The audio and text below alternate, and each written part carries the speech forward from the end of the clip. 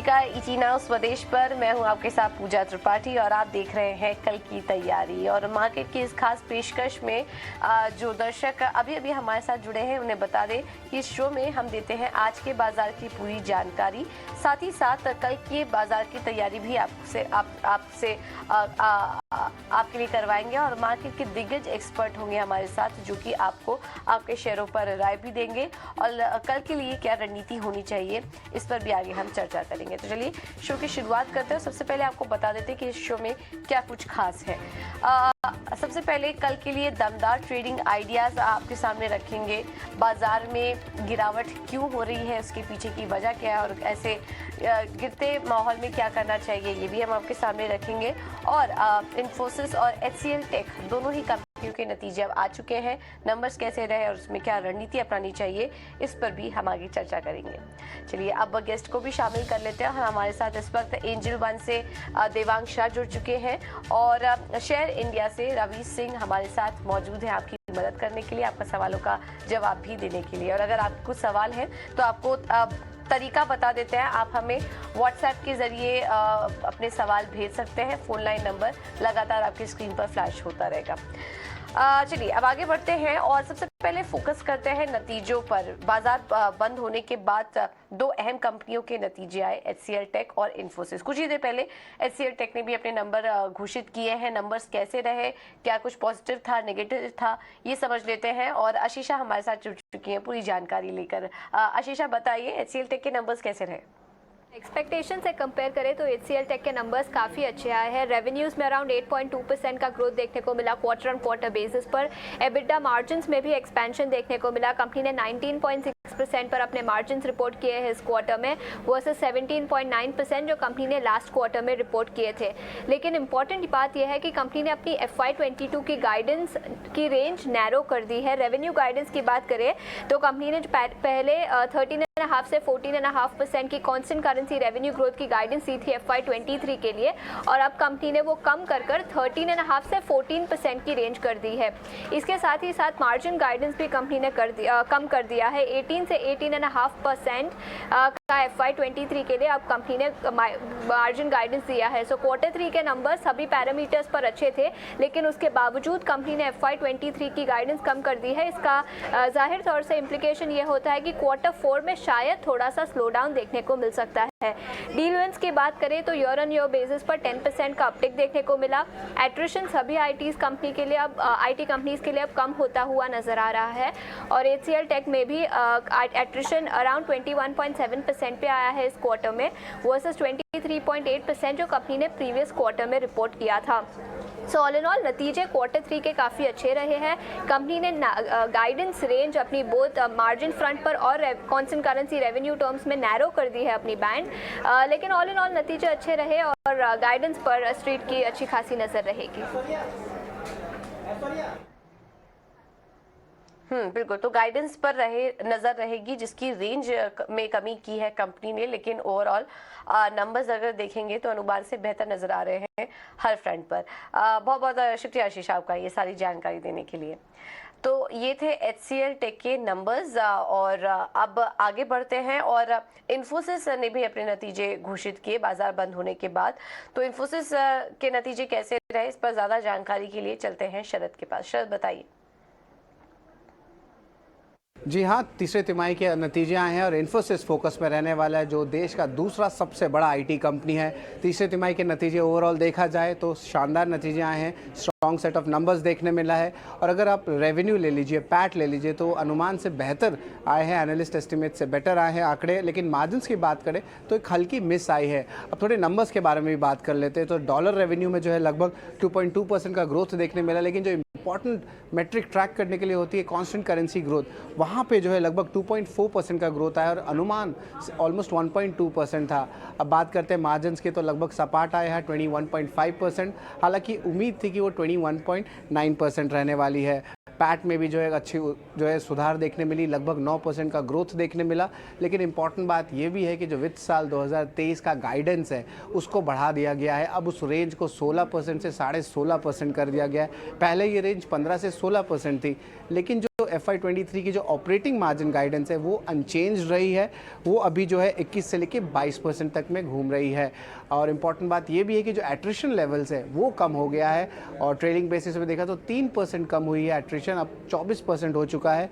और मैनेजमेंट की कमेंट्री कह रही है कि आगे जाते हुए जो क्वार्टर्स रहने वाले वहाँ पे एट्रिशन जो है और कम होंगे। इसके अलावा डील साइज़ के बारे में बात करें तो यहाँ पे जो है पिछले 8 क्वार्टर में सबसे ज़्यादा डील साइज़ देखने मिले हैं। कुल क्यूमुलेटिवली जो है $3.8 बिलियन इस तिमाही में जो है डील साइज़ हुए हैं। और मैनेजमेंट कमेंट्री भी आ रही कि जो डिजिटल थीम चल रही है, क्लाउड थीम चल रही है, उसमें जो है अच्छे ऑर्डर्स और डील साइजेस देखने मिल रहे हैं। तो ओवरऑल हम कहेंगे कि इन्फोसिस के बहुत स्ट्रॉन्ग सेट ऑफ रिजल्ट्स आए हैं। आपके most of the parameters analyst estimate को बीट किए, गाइडेंस जो है रेवेन्यू का अपग्रेड हुआ है, और एट्रिशन जो एक इम्पॉर्टेंट फिगर होती है उसमें भी गिरावट देखने मिली है, और मैनेजमेंट कमेंट्री भी स्ट्रॉन्ग है। ओके, तो मजबूत आंकड़े इन्फोसिस के और HCL टेक के नंबर्स भी अनुमान से बेहतर आए हैं। ये शरद आपको इन्फोसिस के एनालिसिस बता रहे थे, और ऋषिशा ने अभी आपको थोड़ी देर पहले HCL टेक के नंबर्स के बारे में बताया।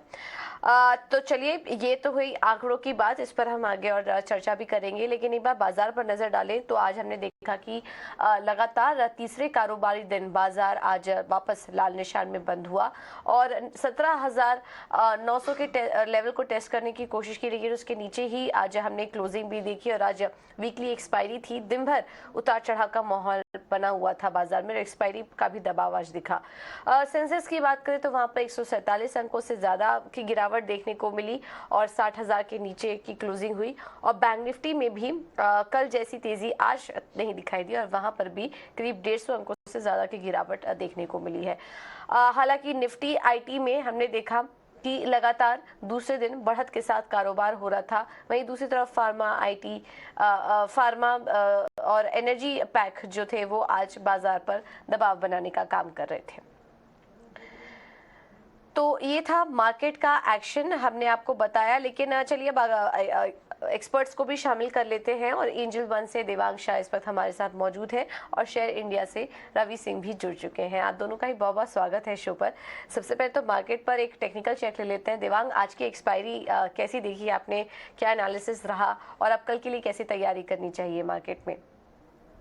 निफ्टी की बात करें तो हमने देखा निफ्टी काफी रेंज में रह रहा है। हमने देखा सपोर्ट लेवल से वापस हमें एक बाउंस देखने मिलता है, रेजिस्टेंस पे वापस एक सेलिंग देखने मिलता है। तो ओवरऑल हमें लगता है कि निफ्टी हमें एक रेंज में देखने मिल सकती है।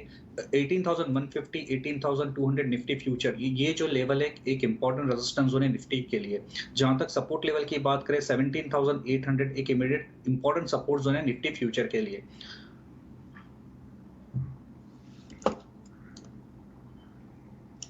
राइट, तो ये है राय निफ्टी और बैंक निफ्टी पर।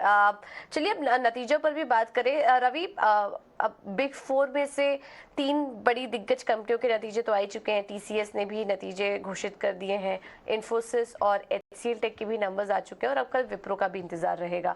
तो कल के दिन ये IT कंपनियां तो फोकस में रहेंगी ही।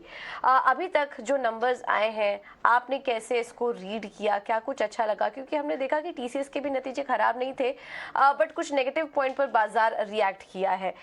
इन्फोसिस और HCL टेक पर कैसा रिएक्शन देखने को मिल सकता है, और नंबर्स आपको कैसे लग रहे हैं? देखिए, सबसे इम्पॉर्टेंट बात है पूजा जी, इस समय IT सेक्टर में देखा जाए तो रिजल्ट के पॉइंट ऑफ व्यू से अगर देखते हैं तो आपको मार्जिन लेवल पे, और खास तौर से जो एक डर था, जो आगे के रिसेशन का डर था, वो कम होता हुआ नजर आ रहा है। तो आगे के क्वार्टर्स तो अच्छे होंगे, और इसीलिए आपको बॉटम आउट बनता हुआ HCL हो, इन्फोसिस हो, TCS में बनता आपको नजर आ सकता है। अब रही बात, चूंकि कल की स्ट्रैटेजी की बात कर लेते हैं। देखिए, 3 तरीके की स्ट्रैटेजी फॉलो कर सकते हैं। पहले मैं HCL और इन्फोसिस की बात करूं तो आप दोनों में एट द मनी का कॉल बाय करके चल सकते हैं, डेरिवेटिव वाले। और लॉन्ग टर्म के हिसाब से अगर देखें तो मुझे लगता है कि HCL इन लेवल्स पर काफी अट्रैक्शन है, और वापस से 1150 के लक्ष्य दिखा सकता है, तो ये भी एक टारगेट अपसाइड का रहेगा। दूसरा, इन्फोसिस की बात करें तो इमीडिएट बेसिस पे आपको कल इसमें अच्छा जंप देखने को मिल सकता है, और 1520 से 1540 तक के लक्ष्य इंट्राडे में देखने को मिल सकते हैं। और आप इन्फोसिस में भी एट द मनी का कॉल 18-16 से 18 रुपए के बीच में आप वो बाय करके चल सकते हैं। तो स्ट्रैटेजी के लिहाज से ये रख सकते हैं। अब बात होती है कि लॉन्ग टर्म व्यू।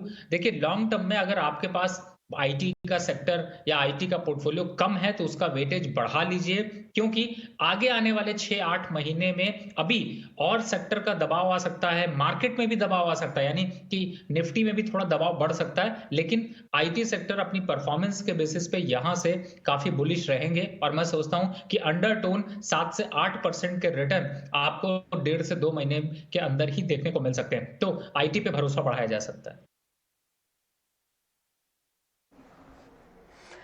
तो आईटी सेक्टर अच्छा लग रहा है लॉन्ग टर्म के लिए भी। अगर नहीं है आपके पास तो ये कुछ स्टॉक्स अपने पोर्टफोलियो में शामिल कर सकते हैं। अभी के लिए लॉन्ग टर्म के लिए काफ़ी अट्रैक्टिव प्ले हो सकता है ये सेक्टर।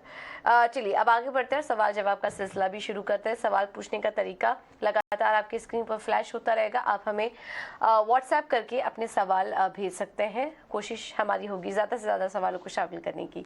और इस बीच पहले दर्शक का भी सवाल हमें आ चुका है व्हाट्सएप पर। कोलकाता से शेख जी ने सवाल भेजा है और इनका सवाल है फिनोटेक्स केमिकल पर 100 शेयर्स दिए हैं और 373 के भाव पर इन्होंने एंट्री की थी।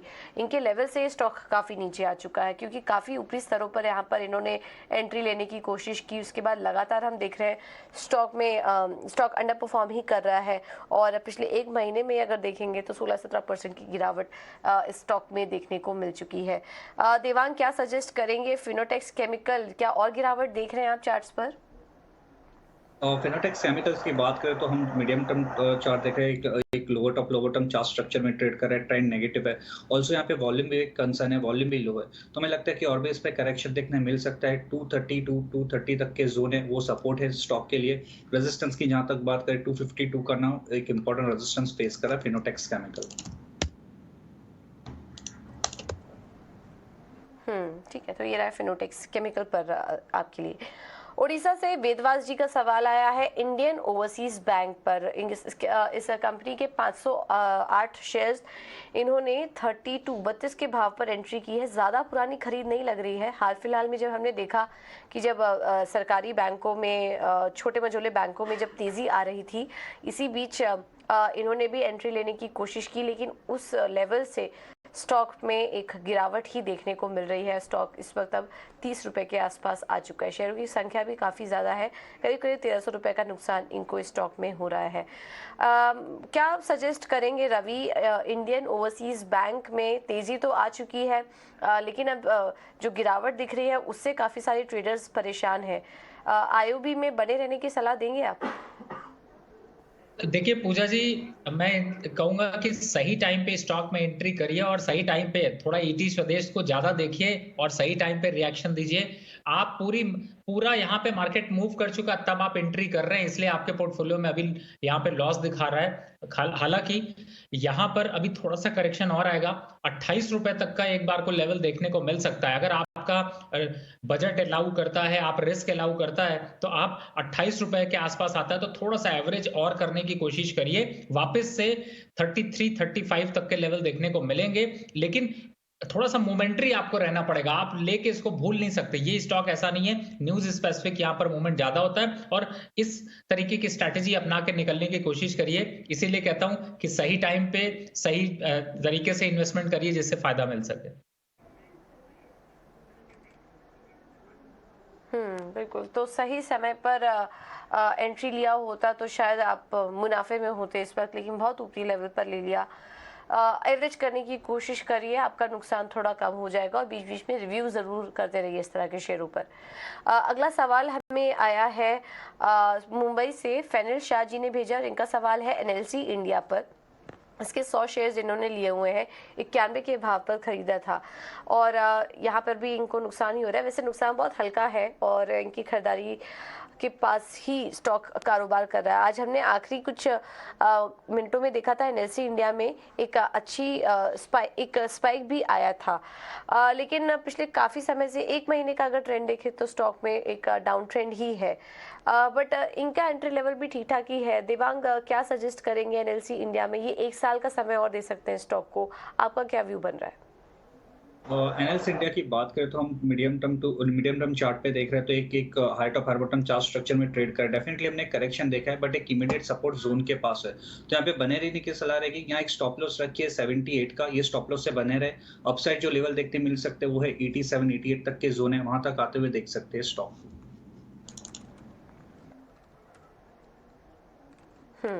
ओके ठीक है, तो ये रहा है आपको एनएलसी इंडिया पर होल्ड कर सकते हैं स्टॉक को इन स्तरों पर। यूपी से राजेश कुमार जी का सवाल हमें आया है और इनका सवाल है अदानी पोर्ट पर 380 शेयर्स 865 के भाव पर इन्होंने लिया हुआ है और यहाँ पर भी इनको नुकसान हो रहा है, नुकसान काफ़ी ज़्यादा हो रहा है। करीब करीब 27,000 से ज़्यादा का नुकसान इनको इस स्टॉक में झेलना पड़ रहा है।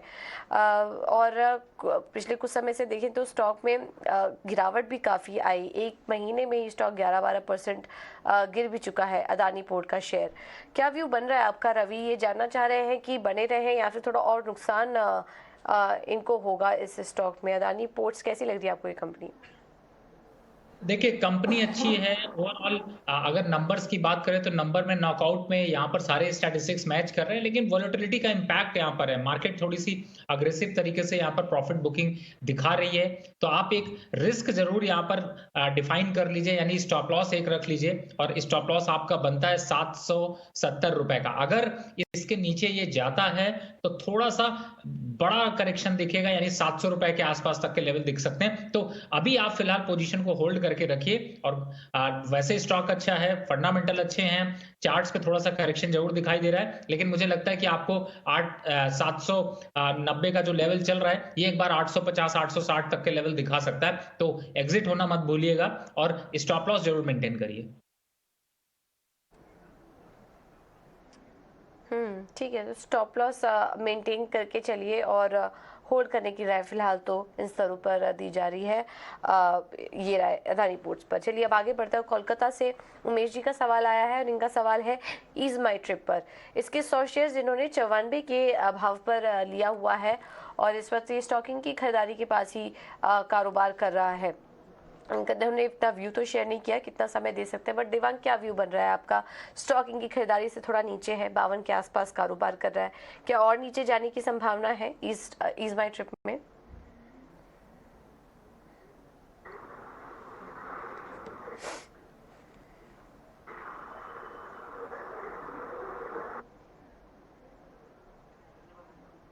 देवांग आपसे सवाल था। Can you repeat the question?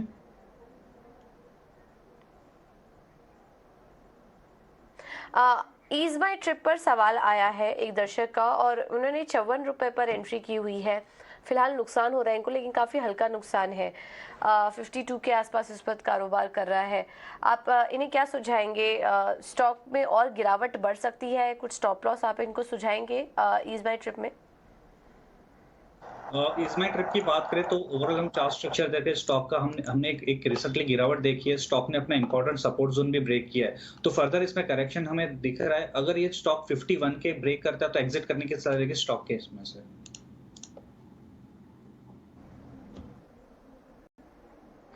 Okay ठीक है, तो ये इज माई ट्रिप में आपको दे दी गई है। चलिए अब आगे बढ़ते हैं और कुछ और सवाल ले लेते हैं। और पुणे से सुजीत जगताप जी का सवाल हमें आया है। इनके पास टाटा मोटर्स के शेयर हैं, शेयरों की संख्या काफ़ी ज़्यादा, करीब करीब 13,600 के आसपास शेयर्स इन्होंने लिया हुआ है और 228 पर लिया हुआ था, काफ़ी अच्छे लेवल पर भी था, माफ़ कीजिएगा 3,680 शेयर्स इन्होंने लिए हुए हैं और काफ़ी अच्छे लेवल पर लिया। स्टॉक देखिए इनके खरीद भाव से दोगुना हो चुका है, 412 के पास कारोबार कर रहा है। बट टाटा मोटर्स में भी इन्होंने काफ़ी उतार चढ़ाव देखा होगा, काफ़ी समय दिया होगा, अच्छे लेवल्स भी देखे होंगे, बट अभी भी पोजीशन अपनी होल्ड किए हुए हैं। रवि, टाटा मोटर्स शानदार गेन हो रहा है, जैसा कि हम देख पा रहे हैं करीब करीब 6 लाख से ज़्यादा का मुनाफा इनको इस स्टॉक में हो रहा है। पार्शियल प्रॉफिट बुक करने की राय देंगे या फिर बने रहे, सब अपनी होल्डिंग्स बनाए रखे स्टॉक में? क्या करें टाटा मोटर्स पर? देखिए पूजा जी, जब इतने लंबे निवेश करते हैं तो अच्छे प्रॉफिट भी आते हैं। मैं कहूंगा अगर आपको पैसे की जरूरत नहीं है तो चिंता करने की कोई बात नहीं, आपके लेवल बहुत नीचे हैं, और आपने अच्छी जगह खरीदारी करी है, प्रॉफिट को थोड़ा बढ़ने दीजिए। थोड़ा सा पेन जरूर दिखाएगा, और ये भी मैं कह सकता हूं कि एक बार जो 412 का लेवल आ रहा है, ये 380 और 390 तक के दिखाएगा, लेकिन आपकी बाइंग प्राइस से काफी ऊपर है तब भी।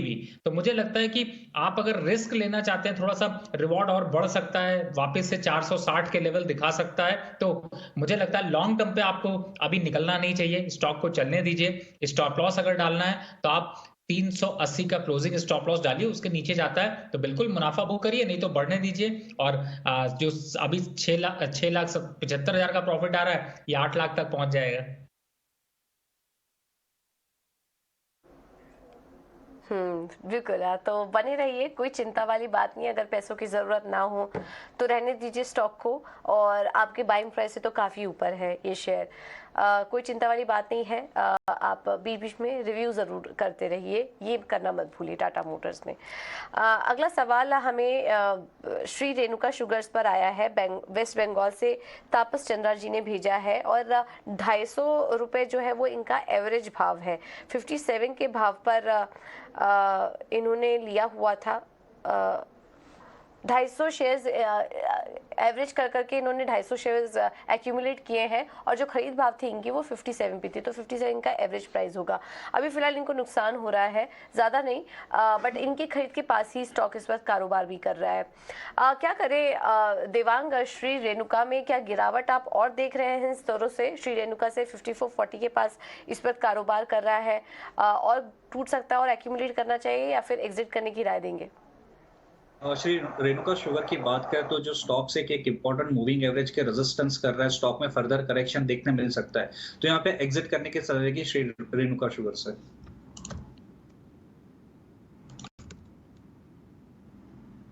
ओके, ठीक है। तो ये श्री रेणुका शुगर्स पर आपको दे दी गई है। चलिए अब आगे बढ़ते हैं, और कल के लिए बाजार के अहम ट्रिगर्स कौन कौन से हैं एक बार ये देख लेते हैं।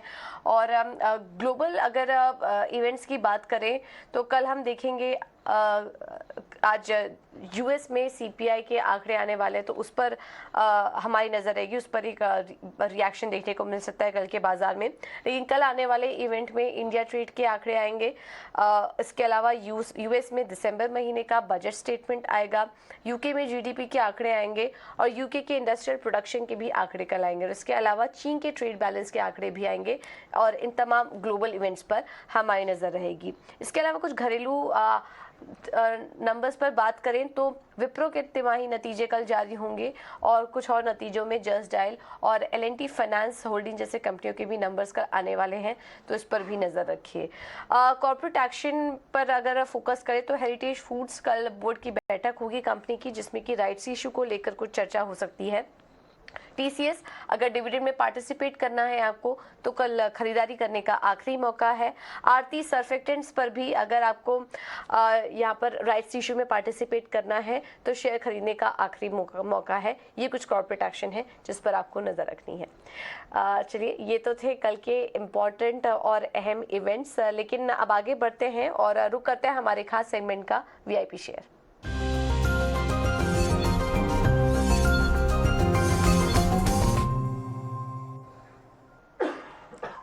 रवि, सबसे पहले आपसे जानना चाहेंगे, आपकी तरफ से फंडामेंटल लिहाज से वैल्यू पे कौन सी होगी?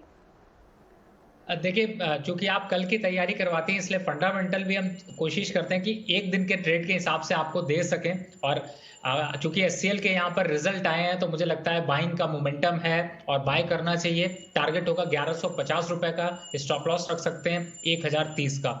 दूसरा एक स्टॉक है एमएनएम। इस समय महिंद्रा एंड महिंद्रा 1320-22 के पास ये स्टॉक चल रहा है और आप इसको बाय कर सकते हैं 1380 के लक्ष्य के लिए। स्टॉप लॉस रखिए 1295। तो ये दो स्टॉक हैं जो कल आपको गिरे हुए मार्केट या बढ़े आपको, लेकिन ये स्टॉक्स आपको अच्छा सहारा और पोर्टफोलियो में चमक बना सकते हैं। ओके, तो ये एमएनएम और एचसीएल टेक पर आप नज़र रख सकते हैं। टारगेट और स्टॉप लॉस भी आपको सुझा दिए गए हैं। देवांग, आपकी तरफ से क्या रणनीति होगी? यहाँ फर्स्ट स्टॉक रहेगा Larsen Toubro. Overall chart structure देखे एक शॉर्ट टर्म कंसोलिडेशन स्टॉक में देखने मिला था और उसका ब्रेकआउट आज हमने देखा है। तो स्टॉक में खरीदने की सलाह रहेगी। हमें लगता है कि और भी इसमें अपसाइड इंटैक्ट है। स्टॉप लॉस यहाँ रखना है 2110, टारगेट है 2225। नेक्स्ट स्टॉक है गोदरेज कंज्यूमर प्रोडक्ट। ओवरऑल हम देख रहे हैं कि काफी अच्छे चार्ट स्ट्रक्चर है फॉर मीडियम टर्म चार्ट पे। आज भी हमने देखा है कि यहाँ पे हमें एक अपसाइड देखने मिला था। तो हमें लगता है कि फर्दर इसमें और अपसाइड इंटैक्ट है। स्टॉक का स्टॉप लॉस रखना है 894 का, टारगेट है 940।